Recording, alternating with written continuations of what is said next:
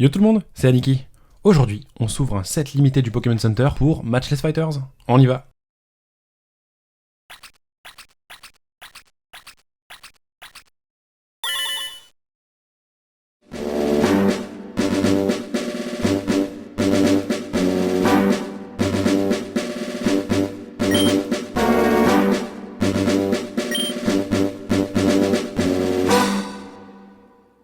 On est parti, Matchless Fighters, une extension que j'avais ratée dans Sword and Shield. C'est une extension qui est sortie à peu près au moment où je reprenais, je dirais un petit peu après que j'ai commencé à reprendre la collection. Extension que je n'ai pas ouverte du coup, parce que j'ai privilégié l'achat de beaucoup de displays Soleil et Lune à ce moment-là. J'avais pas forcément les moyens de tout prendre. Et là, cette fois-ci, je me rattrape avec un set limité du Pokémon Center. Set limité qui est vraiment de toute beauté, hein. Pour le coup, je le trouve incroyable. Et c'est un set limité, du coup, qui se compose de deux displays Matchless Fighters, de sleeves à l'effigie de Sophora, de sleeves à l'effigie de Saturnin, d'une deck box, ainsi que de la boîte en tant que telle, hein, qui sert de boîte de rangement.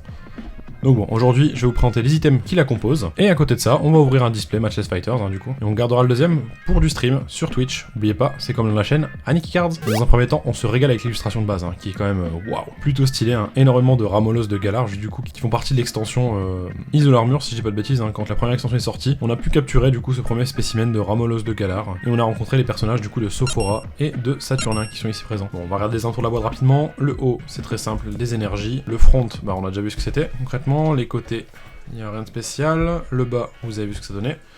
Et hop là, à l'arrière, simplement le contenu de la boîte, hein, sans plus. Et on perd pas plus de temps, on ouvre ça.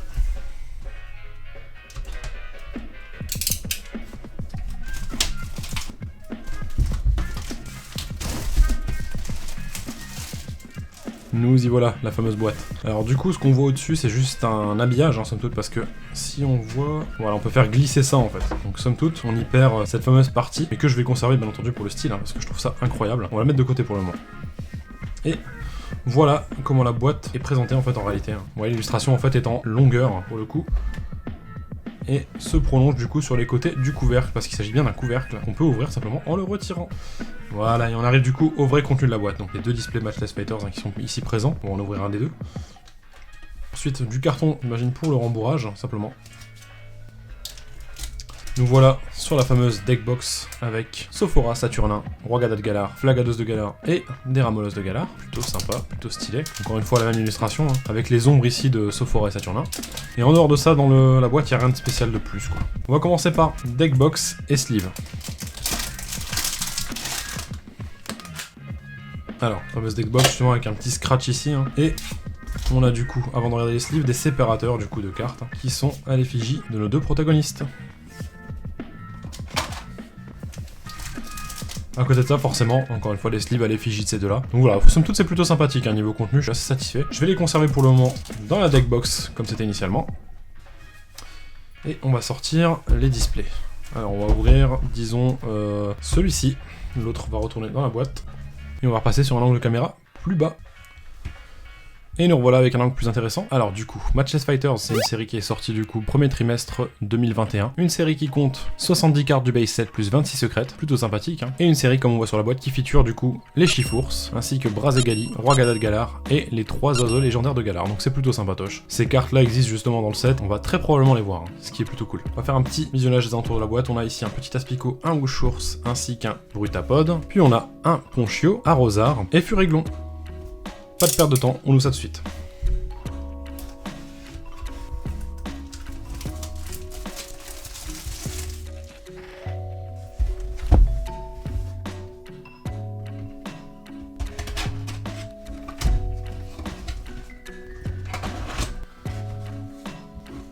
Voilà, petit visionnage d'un booster du coup. Comme toujours, c'est pareil, ça ne change pas. Les japonais reprennent ce qu'il y a sur le display, pas de variation. En tout cas, ça reste malgré tout très sympathique, hein, couleur dominante rouge et bleu pour Ichigeki et Dengeki. Ça régale. Et on est parti pour les 15 premiers boosters du côté droit. On va placer ici. Et avant de commencer ce premier booster, niveau chase card, ce qui m'intéresse concrètement, ce serait niveau des foulards de dresseur Sophora, parce que je trouve le perso assez stylé, hein, niveau design. Et sinon, il y a des alternates bien entendu, hein, pour nos 3 oiseaux légendaires, ainsi que pour Roigada de Galar. Donc une alternate, ce serait également fantastique. Allez, on y va pour ce premier booster.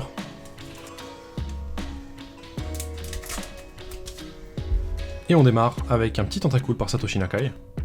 Ce sera suivi. Ouh, bah voilà du Soso, ça fait plaisir. Un petit Loupio ici qui se baigne dans un lac avec du gel un peu partout, c'est plutôt sympatoche. Hein. Toujours la patte de Soso, ça sublime le Pokémon, hein, j'adore. C'est suivi du coup d'un Scobolide par Ratatouille. Ratatouille, hein, la modélisation 3D c'est pas mon fort, hein, c'est pas mon kiff le plus absolu. Mais bon, c'est pas grave, ce sera suivi du coup pour la première carte peu commune d'un Brutapod, tiens, bah, après Scobolide, Brutapod par Megumi Higuchi. Et on terminera sur une armure de Galar, menée à terre, une armure de poitrine, hein, une côte de Galar, quelque chose comme ça tout du moins.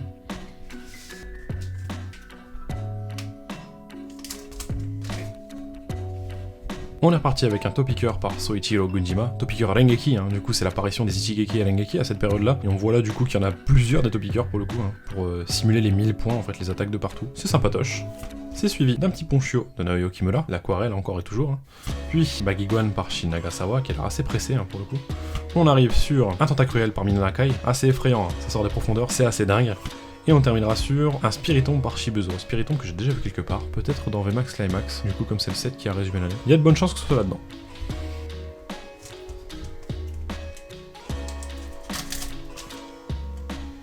On enchaîne avec du Hyogonosuke sur un petit canard Ticho de Galar, hein, qui illustre ici son poireau, sans mauvais jeu de mots bien entendu. Puis un Ponchien par Kirisaki, un Carvana par Kyoko Memoto.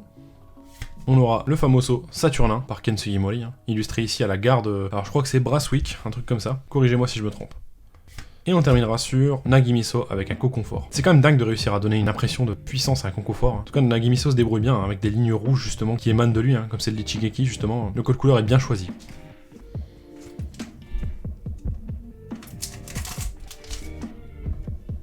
Oh, je joue vraiment cette série après tout le monde, mais je suis quand même très content d'avoir mis la main là-dessus. Allez, on est parti avec un petit Chlorobule par Mika Picazzo. Alors là, je ne connais pas du tout cet illustrateur ou cette illustratrice. Ça me donne envie d'aller faire un tour et d'y jeter un coup d'œil, tiens, pour le coup. Ce sera suivi d'un Bibichute par Sekio, en train de se reposer sur les champignons. Hein. Encore une fois, Sekio, c'est de l'aquarelle. J'aime beaucoup le style, hein, les couleurs un petit peu pâles, un petit peu ternes sur les bords. Ça fait son office. C'est suivi d'un Odulite par Tomokazu Komiya.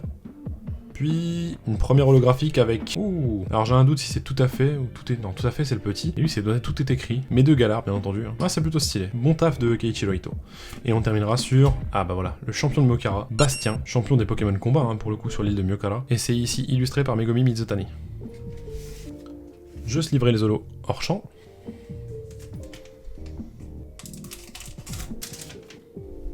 On continue avec un Seviper d'Anesaki Dynamic, en train de mettre un coup de queue, sans mauvais jeu de mots encore une fois. Assez puissant, hein. Anesaki Dynamic pour représenter les Pokémon dans des poses dynamiques, c'est le terme. C'est quand même le plus efficace, je trouve. Ils sont très bons. C'est suivi du Tentacool qu'on a vu de Satoshi Nakai, puis d'un petit chauve-sourire par Yukamori, hein. Petite figurine d'argile en environnement réel, c'est stylé. Puis on arrive sur un Chapotus par Mikikudo. Mikikudo hein, dans ce style vraiment dessin d'enfant qui, là je trouve ça se prête vraiment archi bien à ce Chapotus. J'aime beaucoup la carte, j'aime beaucoup l'illustration, franchement c'est très efficace hein, pour le coup. Et on terminera sur, ah bah voilà, Sophora, par Ken Sugimori. Encore une fois à la gare de Brasswick je crois, hein. Ou à l'autre gare, celle qui est peut-être du côté 10 de l'armure. Enfin en tout cas, j'aime bien le perso.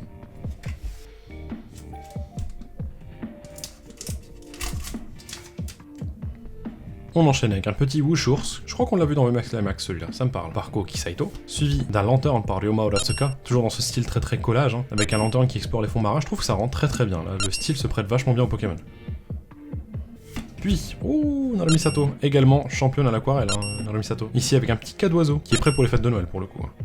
Puis on arrivera sur une holographique avec Fulguris par Soichiro Gunjima. Bon, c'est pas un Pokémon que je trouve plus exceptionnel que ça, donc tant pis.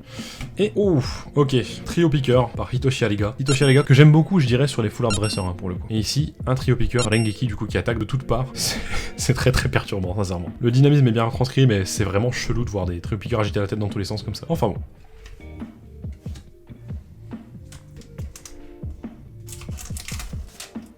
On est reparti avec un Pyroni par Misato Tsui, suivi du magnifique Loupio de Soso, que j'adore, puis un Quatermack par Akira Komayama. Ah là là, Akira Komayama, hein. Les environnements, je trouve qu'il les dessine vraiment trop bien en fait. C'est marrant parce que des fois le Pokémon se détache vachement de l'environnement, Komayama le fait fusionner en fait avec l'environnement. Je trouve que le style de dessin, les couleurs choisies et tout en fait concorde parfaitement pour que tout paraisse être un peu au même plan, ce qui pourrait être un défaut, hein, mais pour le coup moi j'adore. Et ici il est posé avec un petit Larméléon, c'est vraiment trop mignon. Puis on a une corne de viking, si je puis dire. Et on terminera sur un Brutapod par Megumi Higuchi.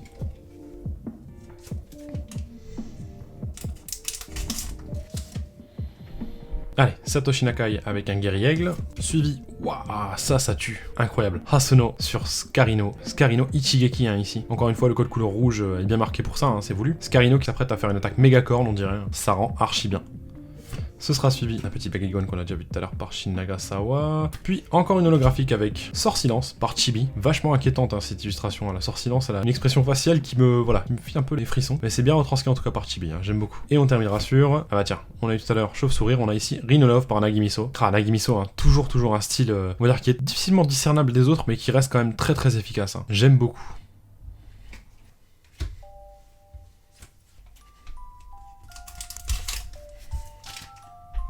On est reparti avec une carte qu'on a pas mal vue aussi, hein. Le petit Larméléon de Yu Nishida, un Larméléon Rengeki, s'entraîne sous une cascade. Vraiment les vibes films d'arts martiaux, hein, je dirais. Je trouve ça vraiment stylé en tout cas, j'aime beaucoup. C'est suivi du Topiqueur qu'on a déjà vu tout à l'heure, plus Koblid qu'on a vu aussi par Hatache, puis un gigantesque arbre à baies. Alors ça doit être probablement dans les extensions que j'ai pas encore terminées, donc je ne saurais pas en dire plus. Et on terminera sur un Mastouf par Naoki Saito.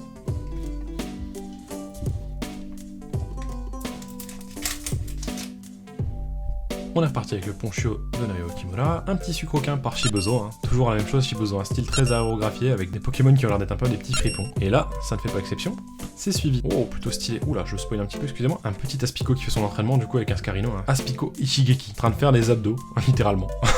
Franchement, très bonne idée de Sanosuke Sakuma. J'aime bien. Donc la V qu'on a derrière, ce sera... Ouh, c'est une VMAX, autant pour moi. Oh, un petit Raogada de Galar, hein, du coup. Bon, j'aime pas plus que ça, c'est du Goemon Graphics, c'est un peu classique, hein, mais on va prendre, on va dire. Et on terminera sur Fragile Eddy par Kagemaru Himeno. On sleeve cette première VMAX.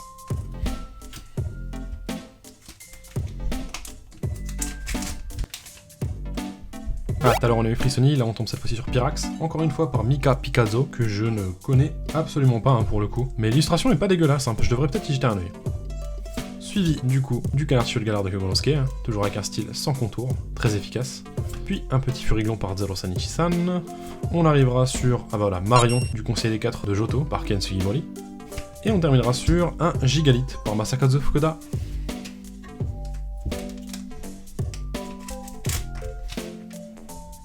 Ah, on n'avait pas encore vu le Venipad, tiens, ici par Osvaldo Kato, qui se balade en forêt, qui trouve des baies a priori, hein. Ça fait le travail.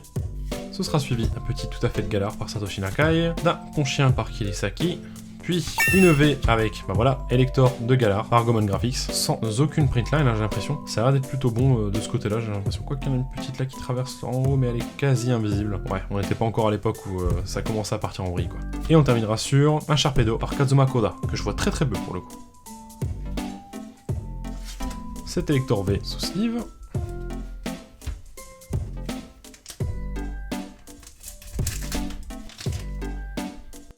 On est reparti avec le Kadozo de Naruto Misato, le Bouche-ours de Koki Saito, suivi du Pyroni de Misa Tsutsui, puis rien de spécial derrière avec une lanterne apparemment, et on terminera sur le Arrosard de Mitsuo de Loretta, que l'on voit également, je crois, dans Remax Climax.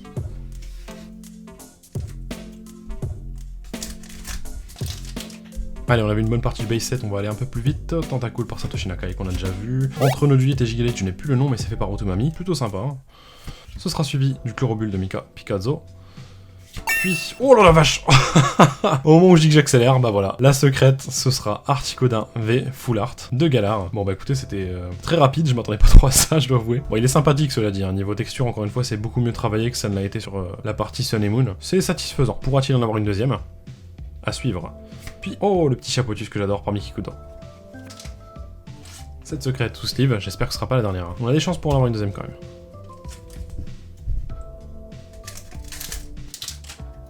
Allez, le petit Bagigon de Shin Nagasawa, le magnifique Quatermack de Akira Komayama, je trouve qu'il passe archi bien celui-là. Un Mangriffe par Anesaki Dynamic, et encore une fois, Anesaki Dynamic nous prouve qu'ils sont très forts sur les illustrations dynamiques, pour ainsi dire, hein, je sais pas trop ce que c'est comme attaque, combo griffe, tranche, en tout cas, ça fait le taf. C'est suivi, Bagaïd par Yukiko Baba. Ah, Yukiko Baba, hein, franchement, c'est une identité graphique assez forte, style à l'ancienne, on dirait limite que c'est colorié au crayon de couleur, quoi. C'est peut-être le cas, cela dit.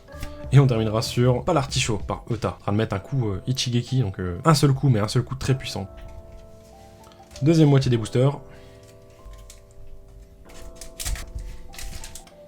Allez, on enchaîne. Le superbe Lupio de Soso, le Nodulite de Komiya, le Kadozo de Naruto Misato, ce sera suivi de Bastian Myokara qu'on a déjà vu, puis on terminera sur, ah bah voilà, Cupcanaille par Sayatsu de Tarin, toujours avec ce petit liseré blanc autour et plein de gâteaux, c'est vachement stylé, j'aime bien.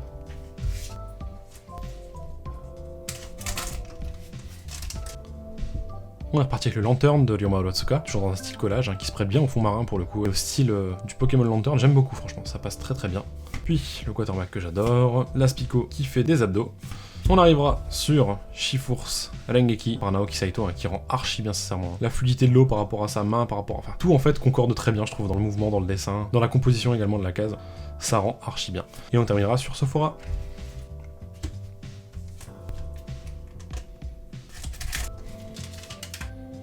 Le Sucroquin de Shibuzo, le Topiqueur de Soichiro Gunjima, le Mangriffe qu'on a vu tout à l'heure de Anesaki Dynamic, le Conconfort de Nagimiso, hein, qui en impose, et on terminera sur le Bagaid de Yukiko Baba.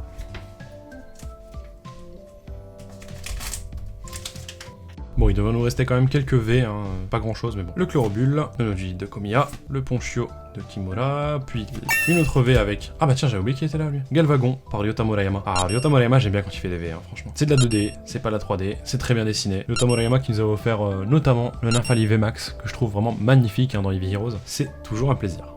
Et on terminera sur Marion, du Conseil des 4.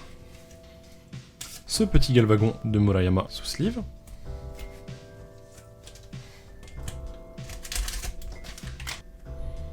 C'est suivi d'un Sévipère d'Anesaki Dynamic, un Scarino par Hasuno, le Canarcio de Galar de Hyogonosuke, puis le Brutapod qu'on a déjà vu de Megumi Higuchi, pour terminer sur une corne de Viking.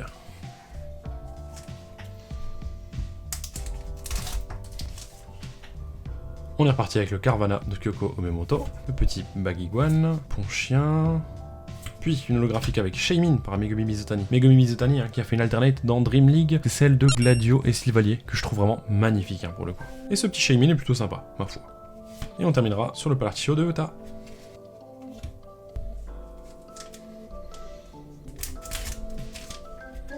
Allez, l'Arméléon de Yunishita, suivi du Velipat d'Osvaldo Kato, du Bibichute de Sekio, le Mastouf de Naoki Saito qu'on a déjà vu, et le Arrosard de Mitsuhiro Arita.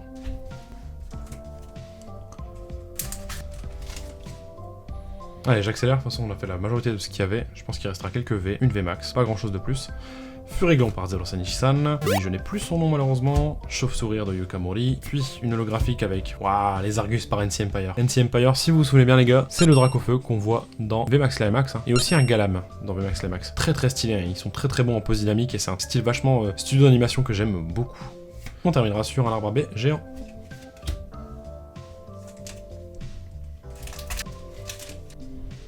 Le Tentacool de Satoshi Nakai, le Tout à fait de Galar de Satoshi Nakai aussi, Scobolide par Hatache, puis on sera sur le magnifique Rhino Love de Nagimiso que j'aime beaucoup, pour terminer sur Fragile Lady par Himeno.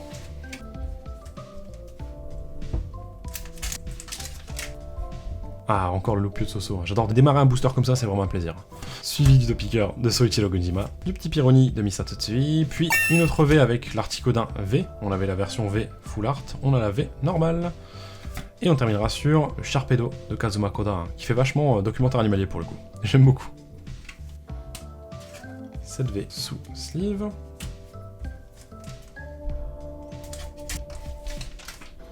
On est reparti avec ce petit Carvana, suivi du Sucroquin de Shibuzo, très très malicieux.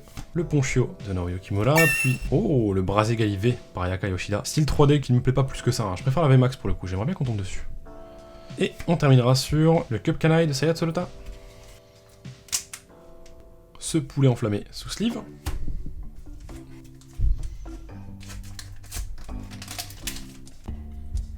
Le petit tout à fait de Galar, le Sévipère très dynamique par Anesaki Dynamic, l'Aspico qui fait des abdos, puis une holographique avec, bah tiens, on a vu Aspico et Concoffort, là on a maintenant Dardarnian par Misato Tsui, hein. Sympathique mais sans plus je dirais, c'est pas un style qui me parle.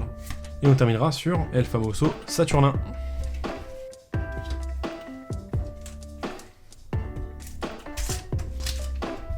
On est reparti, il reste très peu de boosters, hein. Est-ce qu'il peut rester quelque chose? Allez, le Larméléon de Yunishida, le Furiglon de Zero Sanichi-san, Bibichute de Sekio à l'aquarelle sympathique, une holographique avec, bah voilà, Shiforce Ichigeki, on avait le Rengeki, on a l'Ichigeki, ici c'est fait par Arita. Arita-sama qui était passé à Pau dernièrement, hein. Si vous avez raté ça les gars, c'est dommage mais peut-être qu'il repassera, hein, qui sait. Et on terminera sur le Tentacruel de Minanakai, la terreur venue des profondeurs. Stylé.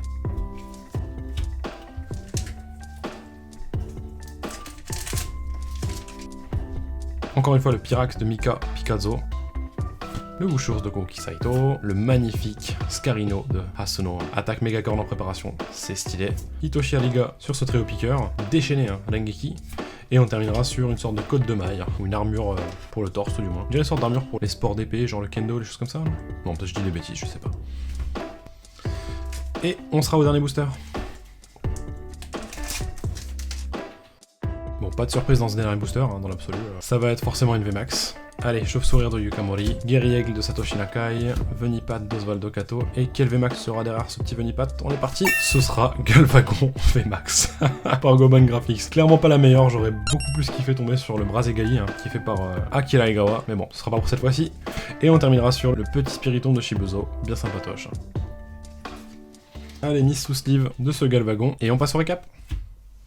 Allez, on est parti pour ce récap. On commence par un tout est écrit de Galar. Sympathique, sans plus. Pareil ici pour Sword Art Online par Misatsui, c'est pas dingue. Ça par contre j'adore. NC Empire sur un Les Argus de toute beauté, hein, en pleine pose dynamique, en plein tir, hein, je crois que c'est son attaque signature. Shaymin de Megumi Mizutani, plutôt sympa, sans plus. Le Sort Silence de Chibi, vachement inquiétant. Le Fulguris Soichou de Wunjima, mais j'aime pas trop ce Pokémon, on s'en fout un petit peu. Le Shifour Shichigeki de Mitsuhiro Arita. Et enfin, le Shifour Serengeki de Naoki Saito. Très très stylé, hein, ces deux-là. On arrivera ensuite sur le Galvagon de Ryota Murayama, que j'adore hein, sur les VV Max. Ryota Murayama, c'est dinguerie. Ce sera ensuite le Poulet de Feu par Yako Yoshida, puis un électeur de Galar par Goban, et toujours par Goban, un Articodin de Galar. J'ai pas eu Sulfura du coup, dommage. Et enfin, on terminera sur les VMAX et la secrète, donc VMAX de Rogada de Galar, suivi du Galvagon, apparemment il me suit lui, hein. Je sais pas ce qu'il me veut, mais il est toujours là. Et la secrète qu'on a obtenue du coup sera une full art d'Articodin de Galar, V sympa mais sans plus.